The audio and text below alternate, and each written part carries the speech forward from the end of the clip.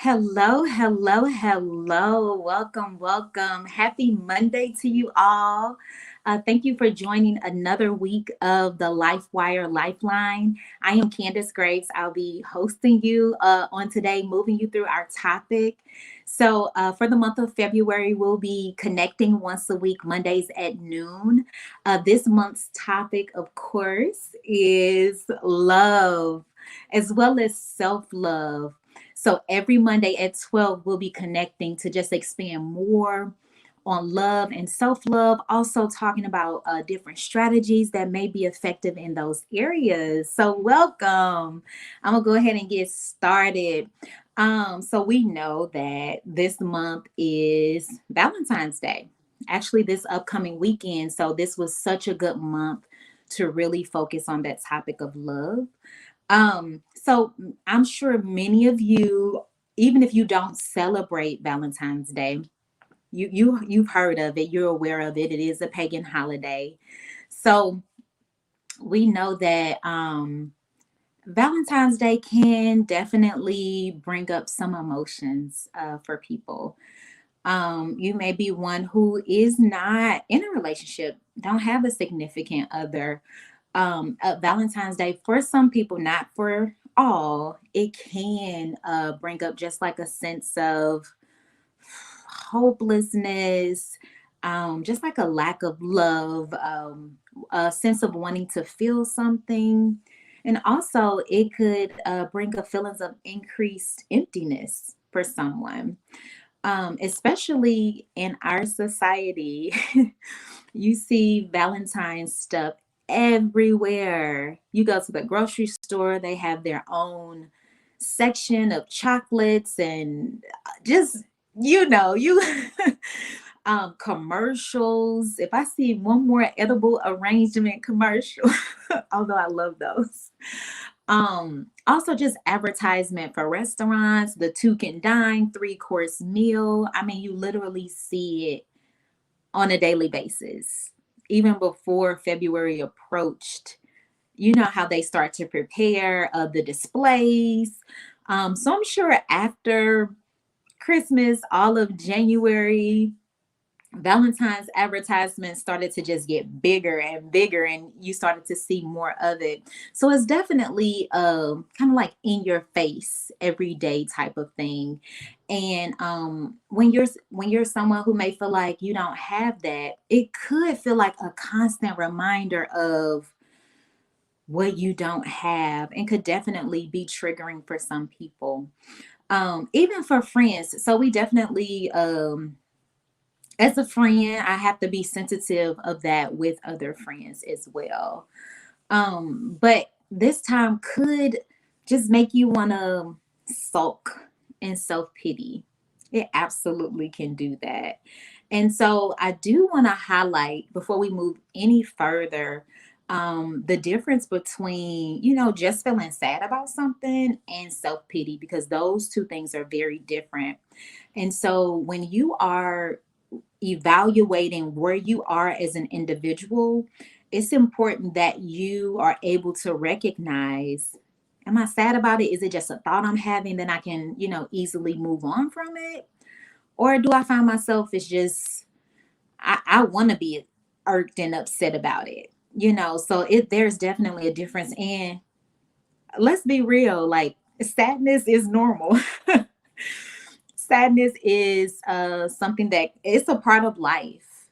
Um, the self pity is definitely, you can find yourself in a place where you're just kind of like wallowing in it of a lump on the log. I'm just gonna stay here. I'm gonna, making that decision. And again, sadness is normal. So self pity puts your mind in a place of this problem is too big. I don't have the emotional capacity to cope with it. And it'll start creating thoughts of like, I'll never find anyone that'll love me. I'm not good enough. And really start to like attack your self-esteem. It starts to be just this cycle of these negative thoughts. or whatnot. So that's kind of like a distinct difference between I'm sitting wallowing in self-pity about this thing, or I'm sad. This was a thought I had, but I'm able to move forward with it.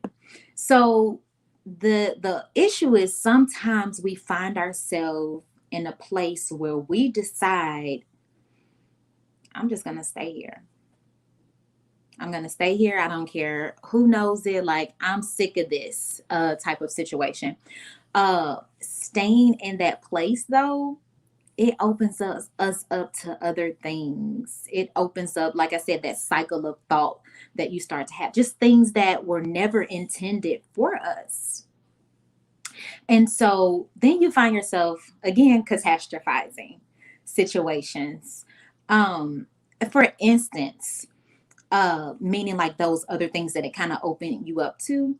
Um, you can start thinking about like a ex-boyfriend, a ex, situation that you were in, knowing that that thing was toxic, but because of this place that you decided, I'm gonna, I'm gonna sulk, I'm gonna sit here. Then you start reminiscing about some of the good times, even though majority of it was toxic. So that's what it also can open you up to, just feelings of depression, emotional distress as well. And again, it could definitely play on your self esteem as well when you find yourself in that place. So I say this: challenge your perspective, challenge your thinking when it comes to that. And I can say, like, I've been there. I've been one of those people, but we really have to challenge our thinking. Is what I'm thinking, is what I'm catastrophizing about not having a Valentine, is that reality though? Like, is it reality? Because I don't know the future. That's not.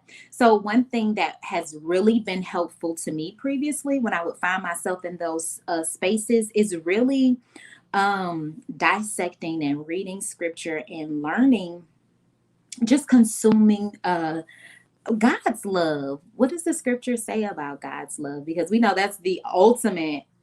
Can't nobody love you. Can't nobody love you better than that. So even when in my flesh I didn't want to believe it, I just would continue to read it, continue to consume, and to continue to dissect that. Um, and revelation will begin to unfold. I started to feel a little different, as it's describing love, what love is, what does love look like. It started to help with those places that were empty and that were dry. So that's something I definitely recommend, that I can personally say was definitely helpful for me in those times. Also, it's important to maintain an optimistic outlook. Expectation, where does your expectation lie? So if I'm speaking out of my mouth, oh, this is never going to happen, I'm never going to find this, I'm always going to be in this situation, as a result, what do I expect? If my expectation is low as well, so maintain just an optimistic outlook. um Also know that God has nothing but good plans for you, good thoughts towards you as well, for an expected end. We have to know that. And again, it's repetition. I'm reading it until I believe it. I'm consuming that thing until I believe it. So definitely keep that in mind. You don't just well, I'm gonna speak for myself. I didn't just wake up and say, "Up, I believe it." It had to be a repetition. I had to allow that to just digest within me, and it began to unfold. So definitely stick with it. So I do want to share something that I found has definitely been helpful. So I would say maybe it's been about 10 years, maybe. We started this tradition in my family for Valentine's Day. And so My mom is widowed. So my mom and us three girls, us three sisters, it's just we always get together on Valentine's Day and we do something amongst us. You know, it may be decorating the table and having dinner together, you know, snacks and having a game night. If you know that, hey, like, I probably shouldn't. I would feel better if I wasn't by myself on that day. Have a girls' night, have a guys' night, invite some friends over, or maybe it's just your family.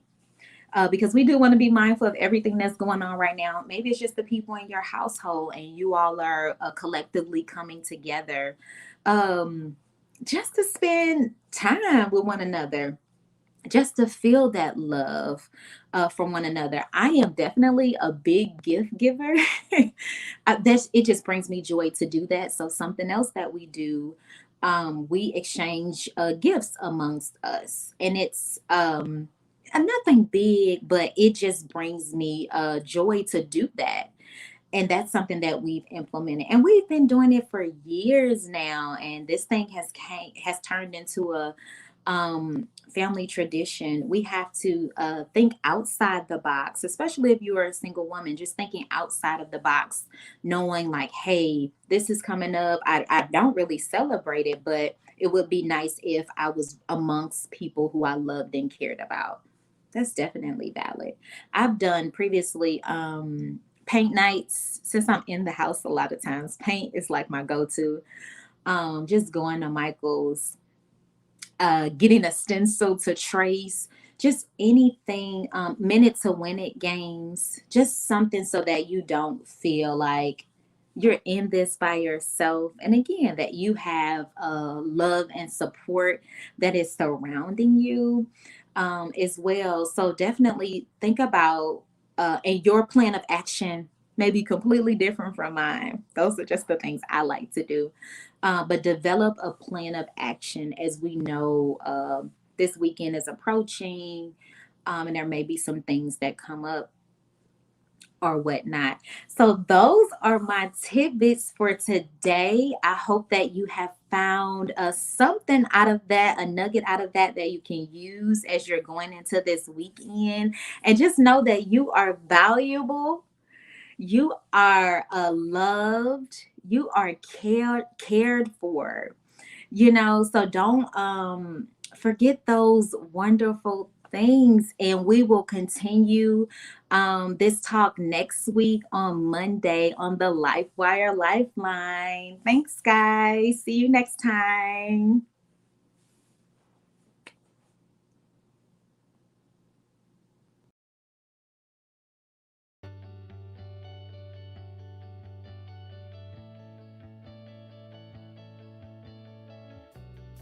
Hi, my name is Lorraine McKay, and I am proud to serve as the founder and president of the Refresh Institute Inc., also known as Refresh Global. Although 2020 has been an extremely difficult year for us all, we want to stop and take the time to thank all of you, yes, you, all of our team members, all of our directors, our volunteers, our global community partners, our board of directors, and of course you, yes, you who's listening to this video right now. We want to thank you for allowing us to have the greatest privilege of them all to serve you and your families during this troubling year. We have found a greater purpose in providing refreshing solutions for all that we've come in contact with, both near and far.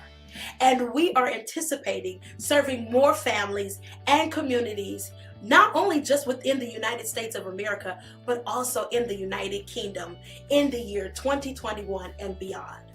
With that being said, we are so excited about presenting another opportunity for you to make a refreshing difference in our world right now, today, in partnership with us.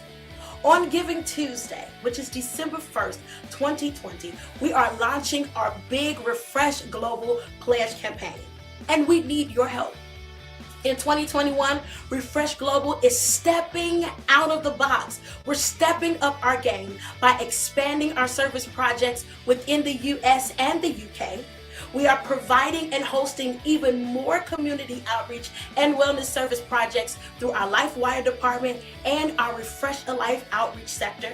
We are empowering our youth even the more with greater virtual educational and mentorship support through our Refresh Kids. And we're growing in education through our dual creative arts academies. It's time that we kick it up a notch, and we're excited about partnering with you to make this happen and change lives all around the world. We invite you to click the link that's attached to this video to make your pledge campaign of $10 or more between December 1st and January 31st. It is our goal to raise $10,000 towards providing refreshing solutions to those in whom we serve and beyond. Make your pledge and stand with us today to refresh the world one encounter at a time. Every commitment counts. Every commitment is valued, and we want you to know that. The Refresh Institute, Inc. is a recognized 501c3 nonprofit organization, and all contributions and donations are tax deductible. And so if you want to learn more about our programming and our services and all that we have to offer in 2021 and beyond, we invite you to go visit our website at www.refreshglobalnfp.org. You know, together we can continue to refresh the world. We're praying for you and we love you. And we can't wait to partner with you to keep refreshing the world one encounter at a time.